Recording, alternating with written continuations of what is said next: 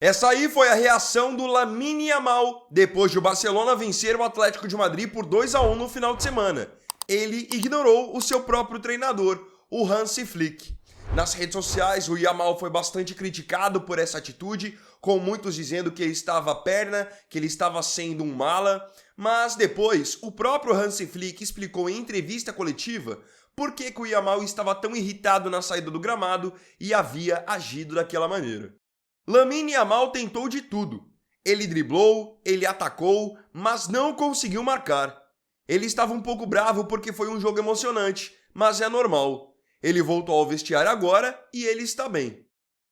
O Yamal foi um dos destaques desse jogo, inclusive bagunçando o Nico, que foi escalado como lateral esquerdo do Atlético de Madrid improvisado. Ele acabou com o Nico. Teve caneta, teve passe de trivela, teve chapéu. Inclusive foi o Yamal o responsável por cavar a expulsão do Nico. É normal que um jogador do nível do Yamal, que se cobra muito, saia do campo irritado quando ele entende que ele não conseguiu atingir o melhor dele, quando ele não consegue marcar principalmente. O jogador que se cobra muito, ele vai ficar irritado, faz parte. Agora, ele agir como ele agiu com o treinador, realmente não pegou bem. Porque, no caso, o que o treinador teve a ver com ele não ter feito um gol?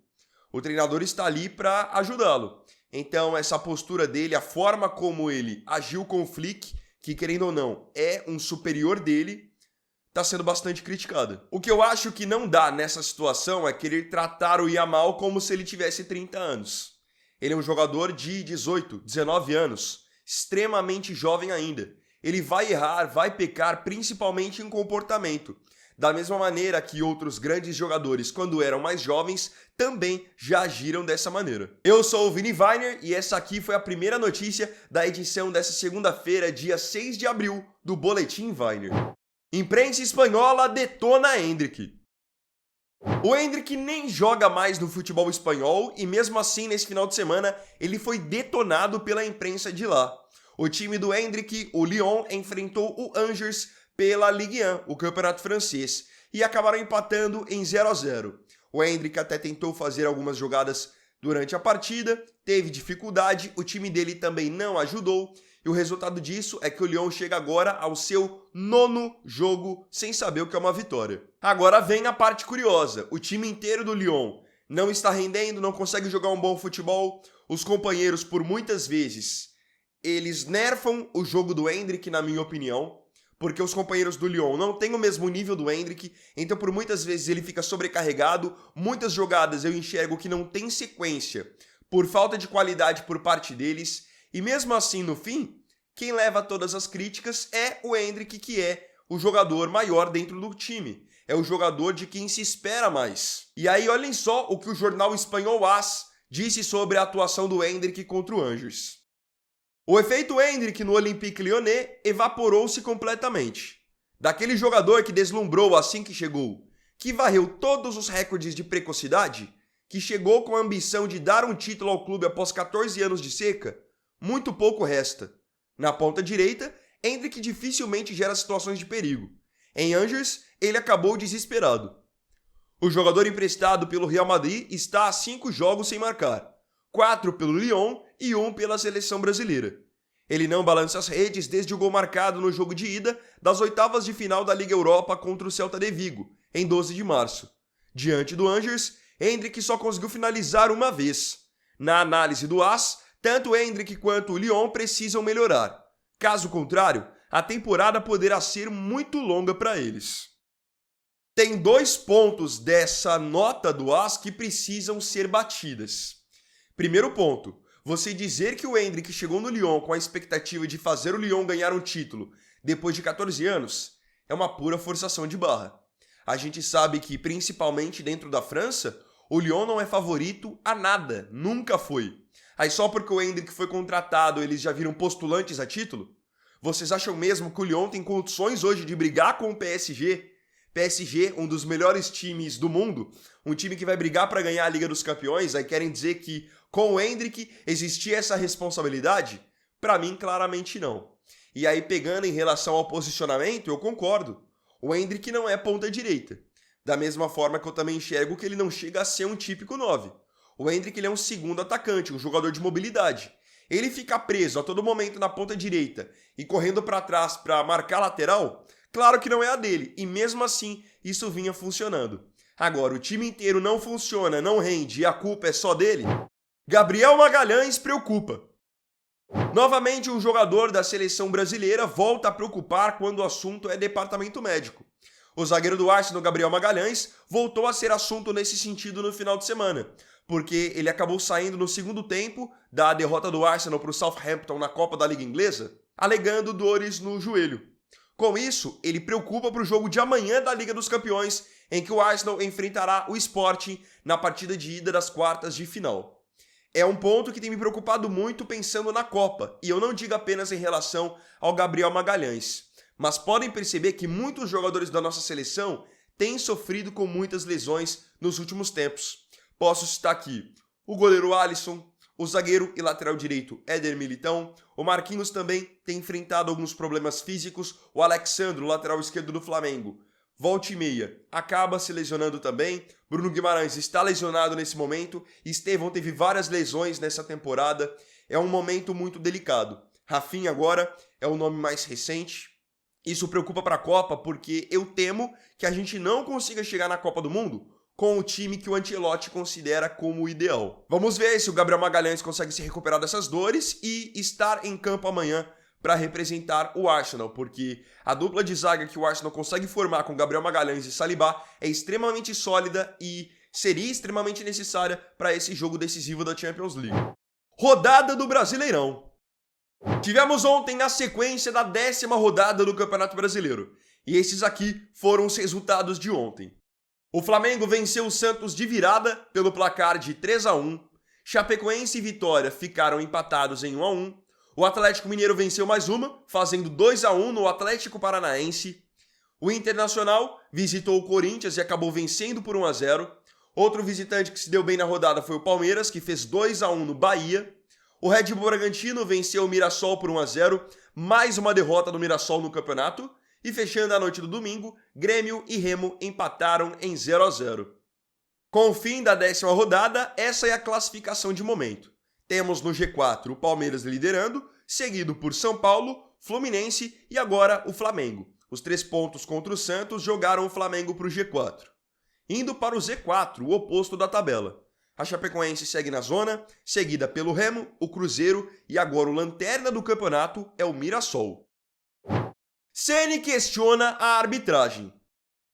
No jogo entre Palmeiras e Bahia, em que os visitantes acabaram vencendo pelo placar de 2-1 e aumentaram sua vantagem na liderança, o Bahia reclama muito a respeito da jogada que gerou o segundo gol do Palmeiras. O gol saiu a partir de um escanteio batido pelo Andreas Pereira, em que há várias disputas dentro da área, mas o gol acaba sendo um gol contra do Bahia, um gol contra do Ramos Mingo. Só que o Bahia discorda da validação desse gol, porque no argumento do Bahia, do treinador Rogério Ceni, quando sai o escanteio do Andreas Pereira, eles alegam que o Gustavo Gomes cometeu falta no David Duarte, dizendo que o zagueiro paraguaio do Palmeiras empurrou o David Duarte. Na entrevista pós-jogo, então, o Rogério Ceni bateu muito nessa tecla e criticou duramente a arbitragem, dizendo o seguinte: o jogo foi decidido pelo VAR.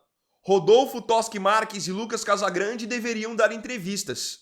O Palmeiras não tem nada a ver com isso, mas a arbitragem de hoje foi uma vergonha, principalmente o VAR.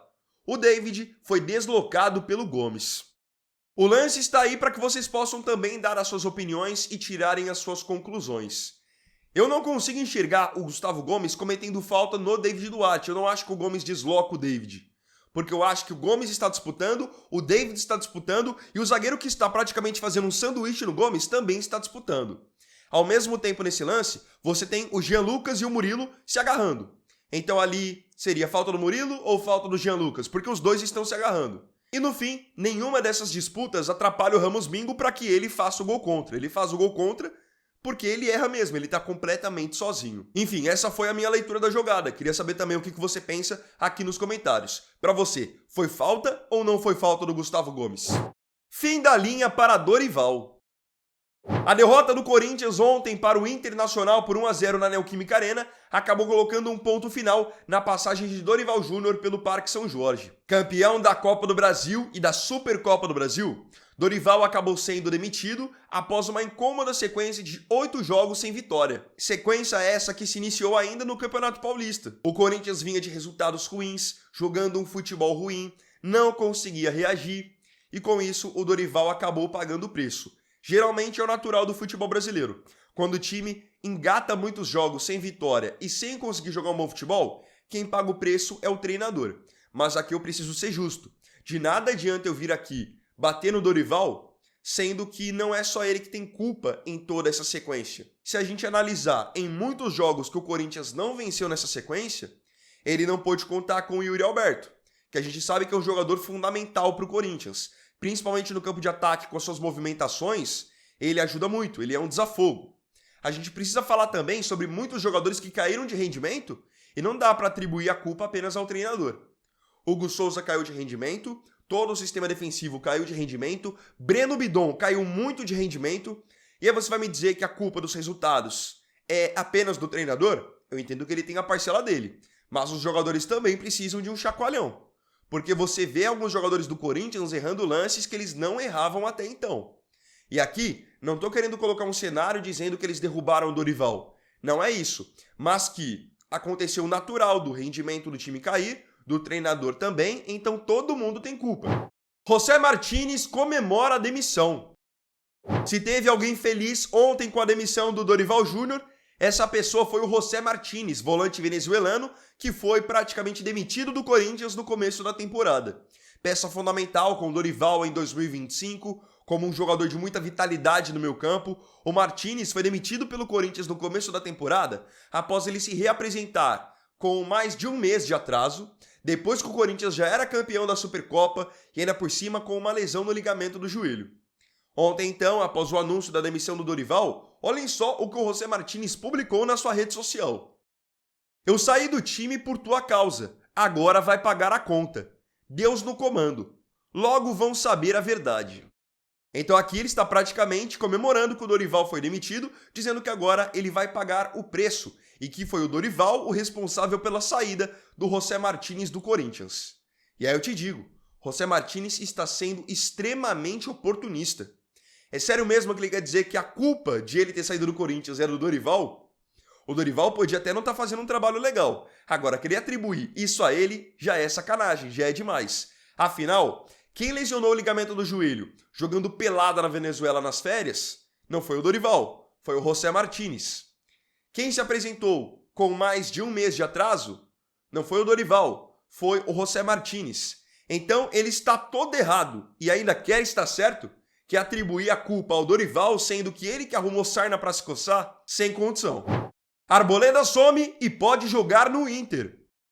No final de semana, o São Paulo teve que lidar com o desaparecimento de Robert Arboleda.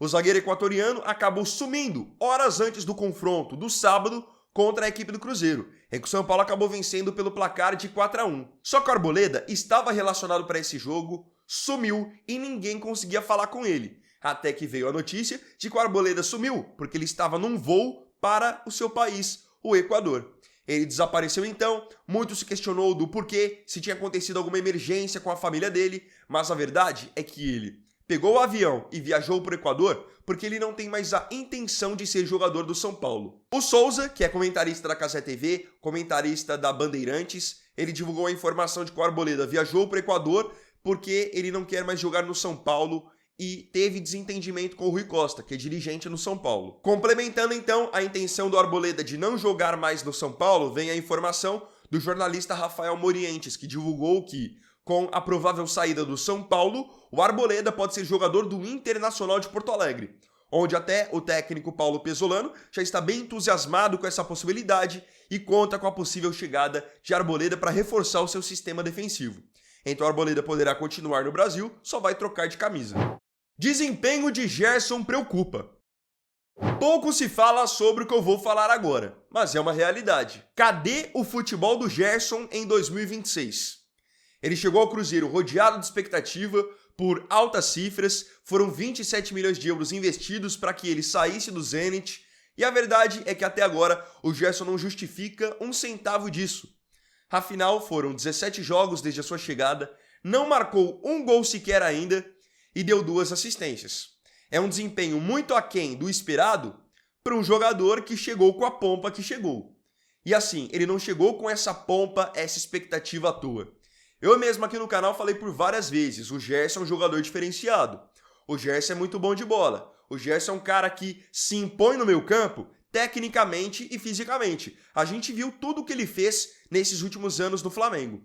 Só que no Cruzeiro ainda não deu liga. E não tô querendo colocar a culpa do mau momento do Cruzeiro só no Gerson, tá? O time inteiro tá devendo, tem tido dificuldade para se encaixar e o Arthur Jorge vai tentar dar um jeito nisso agora num futuro próximo. Mas o Gerson, individualmente falando também, não está entregando. Não está entregando aquela habilidade que a gente costumava ver no Flamengo, aquela imposição física, aquele Gerson que ditava o ritmo do jogo, chegava para finalizar. Tá muito longe disso. E hoje o Gerson é um jogador que ele não faz diferença. E ele chegou num ponto em que ele não faz diferença e o nome dele sequer é cogitado para a seleção brasileira. Não se esqueçam que ele quis sair da Rússia e voltar para o Brasil, estar no Cruzeiro, um time que tinha ido bem em 2025, para que ele voltasse para os holofotes e tivesse visibilidade, pensando ainda na vaga que ele tinha praticamente garantida na Copa. Agora, faltando só a convocação para a Copa, eu acho extremamente improvável que a gente veja o Gerson no Mundial. Hoje eu vejo vários meio-campistas no Brasil bem na frente dele. Além dos que já têm sido convocados, por exemplo, como o Danilo do Botafogo, para mim estão na frente dele Andreas Pereira, do Palmeiras, Marcos Antônio, do São Paulo, Jean Lucas, do Bahia. Citei aqui 3 nomes rapidamente que estão bem na frente dele em termos de desempenho. E aí pro Cruzeiro fica a decepção, porque ele não custou barato. Muito pelo contrário, jogador caríssimo, expectativa altíssima e até o momento pouco futebol. Ainda pode dar certo, ainda pode vingar? É claro que ainda pode dar certo e ainda pode vingar. É só o começo da trajetória dele. O que eu coloco aqui é que pela experiência do Gerson e pela qualidade que a gente sabe que ele tem, ele poderia estar rendendo mais rapidamente. Eu esperava uma resposta praticamente imediata. Agora eu queria saber de você aqui nos comentários a sua opinião sobre as notícias da edição dessa segunda-feira do Boletim Weiner. Não se esqueça de comentar. Lembrando que mais tarde eu estarei de volta aqui no canal para mais um conteúdo para vocês, às 7 horas. Porque a semana está só começando e a máquina não pode parar. Quanto a esse vídeo, se tiver gostado, deixa o like, se inscreva e compartilhe também. Então é isso, galera. Tamo junto, até mais tarde e até o próximo vídeo. Fiquem com Deus. Vini Weiner aqui, valeu, falou e fui!